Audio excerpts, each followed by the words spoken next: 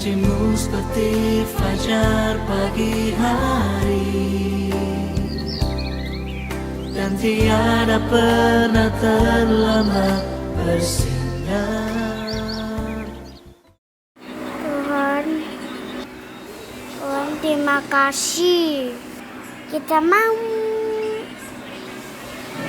dengarkan firman Tuhan. Terima kasih. Haleluya, amin.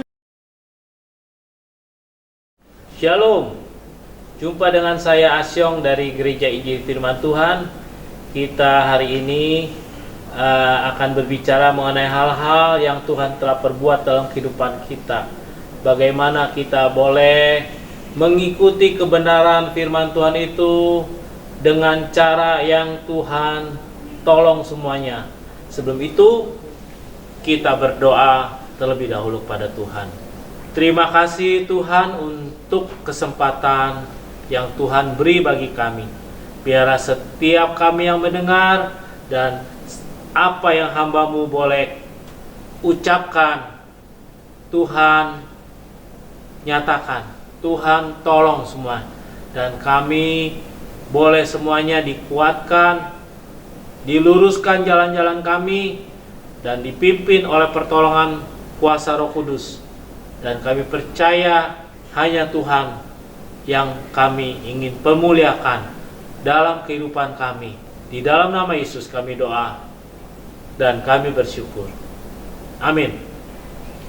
Puji Tuhan, hari ini Tuhan ingatkan kita untuk bagaimana supaya kita mendapatkan pengenalan akan Tuhan lebih dalam.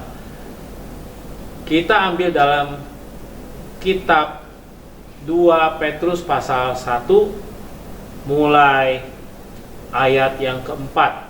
Dikatakan, dengan jalan itu Ia telah menganugerahkan kepada kita janji-janji yang berharga dan yang sangat besar, supaya olehnya kamu boleh mengambil bagian dalam kodrat ilahi dan luput dari hawa nafsu duniawi yang membinasakan. Justru karena itu, kamu harus dengan sungguh-sungguh berusaha untuk menambahkan kepada imanmu kebajikan, dan kepada kebajikan pengetahuan, dan kepada pengetahuan penguasaan diri, kepada penguasaan diri ketekunan, dan kepada ketekunan kesalehan, dan kepada kesalehan kasih akan saudara-saudara, dan kepada kasih akan saudara-saudara kasih akan semua orang. Sebab apabila semuanya itu ada padamu dengan berlimpah-limpah, kamu akan dibuatnya menjadi giat dan berhasil dalam pengenalanmu akan Yesus Kristus Tuhan kita. Jadi kalau kita mau berhasil mengenal Tuhan dengan benar, dikatakan di dalam 2 Petrus pasal 1 ayat keempat sampai ayat ke-8, sebab apabila semuanya itu ada padamu dengan berlimpah-limpah, kamu akan dibuatnya menjadi giat dan berhasil dalam pengenalanmu akan Yesus Kristus Tuhan kita. Jadi kalau kita mau mengenal Tuhan sungguh-sungguh, lakukanlah itu sesuai firman Tuhan katakan, bahwa kalau kita lakukan akan dibuatnya menjadi giat dan berhasil dalam pengenalan akan Tuhan. Saya percaya kita semua sebagai orang Kristen rindu untuk mengenal Tuhan kita lebih benar lagi. Karena kalau kita berkata sekarang bahwa kita sudah mengenal Tuhan dengan benar, masih ada perlu lebih lanjut, lebih mengenal lagi dengan benar, lebih mengenal lagi dengan benar.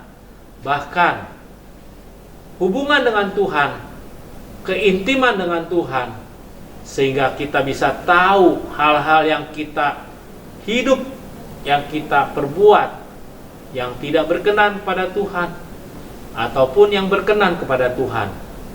Jadi, kalau kita bilang kita mengenal Tuhan, tetapi kita tidak hidup seperti Yesus hidup, berarti kita tidak mengenal Tuhan.